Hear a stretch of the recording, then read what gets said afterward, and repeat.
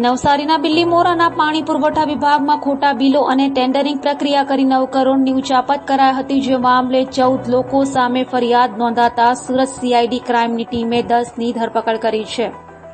નવસારી જિલ્લાના બિલ્લીમોરાના પાણી પુરવઠા વિભાગના અધિકારીઓની ધરપકડ સુરત સીઆઈડી ક્રાઇમ દ્વારા કરવામાં આવી છે. ક્લાસ 1 અધિકારી, કોન્ટ્રાક્ટર સહિત 10 લોકોની ધરપકડ કરાઈ છે.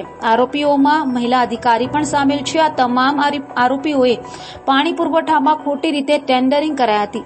વાત એમ છે કે નવસારી અને આજુબાજુમાંથી પાણી પુરવઠાનું કૌભાંડ આચરાયું હતું, જે અંગે સીઆઈડી ક્રાઇમ દ્વારા સરકારી કર્મચારીઓ સામે ગુનો નોંધાયો હતો. સુરત સીઆઈડી ક્રાઇમ દ્વારા 5 સરકારી અધિકારીઓ સહિત 10 લોકોની ધરપકડ કરાઈ છે. સીઆઈડી ક્રાઇમ દ્વારા એક કાર્યપાલ ઇજનેર, 2 ડેપ્યુટી ઇજનેર, 2 ક્લાર્ક અને 5 હેડ કોન્ટ્રાક્ટરોની ધરપકડ કરાઈ છે, જેઓએ કરોડોની ઉચાપત કરી હતી. સરકારી અધિકારીઓ અને કોન્ટ્રાક્ટરો દ્વારા ઉચાપત કરાઈ, જેમાં તેઓએ 90 સરકારી કામોના કરી કૌભાંડ આચર્યું હતું. હાલ તો આ મામલે વધુ તપાસ હાથ ધરાઈ છે.